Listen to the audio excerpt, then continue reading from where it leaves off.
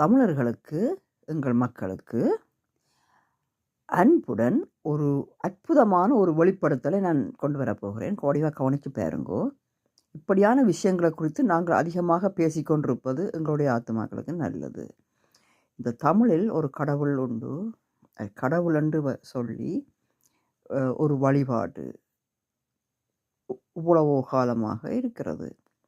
சிவன், பிதா எனும் கருத்தை கொண்டும், முருகன் தந்தைக்கு உபதேசித்த தனையன் என்றும், அவர் ஆட்சிக்கு வருகிறார் பூமிக்கு என்றும் முருக கடவுள் என்ன,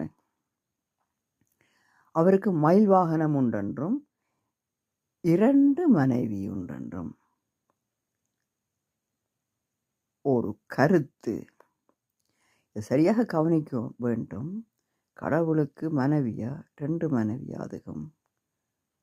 இதெல்லாம் ஒரு ஒரு ஒரு உதாரணத்துக்காக கொடுக்கப்பட்டது. 2 ஜாதி மக்கள். தேவன் மணவாளன். கடவுள் இருதரப்பினருக்கும் கடவுள் அவர் நடுவில் உள்ளார். இப்போ புரிகிறதா அந்த 2 மணவாட்டிகள் குறித்தது? இந்த வேதத்தில் இயேசப்பா சொல்லியிருக்கிறார், எனக்கு 2 மணவாட்டிகள் உண்டு. 2 மணவாட்டிகள் உண்டு என்று சொல்லியிருக்கிறார். அதாவது 2 வகையான மக்கள். ஒன்று இரட்சிக்கப்பட்ட மக்கள், மற்றது இரட்சிக்கப்படாத மக்கள். இருதரப்பினருக்கும் கிறிஸ்துவே தந்தை. அதாவது தேவன்தான் மணவாளன், தேவ மணவாளன், ஞான மணவாளன் என்று சொல்லப்படும். இங்கே நாங்கள் சரியாக கவனிக்க வேண்டும். இந்த வசனத்தை பாருங்க.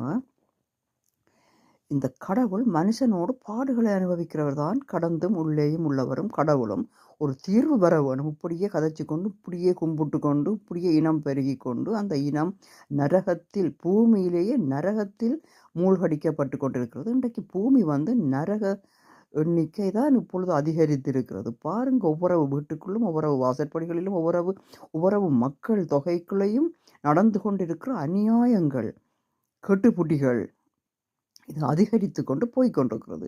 இதெல்லாம் தொடர்ந்து கதைக்க முடியாது. சீக்கிரத்தில் ஒவ்வொரு மனுஷனுக்கு நடுவிலும் இரட்சிப்பு வராமலுக்கு இதன் எண்ணிக்கை குறைக்கப்படுவதில்லை. தெரிந்து கொள்ளப்பட்டவர்களின் நிமித்தமோ இந்த உபாதையின் நாட்கள் குறைக்கப்படும் என்று நாங்கள் வாசித்திருக்கிறோம். இங்கே வடிவாக கவனிங்கோ. 2 கள்ளற்ற கதை சொல்றேன். அன்றியும் சிலுவையில் 39ஆம் வசனம். அன்றியும் சிலுவையில் அறையப்பட்டிருந்த குற்றவாளிகளில் 2 குற்றவாளிகள்.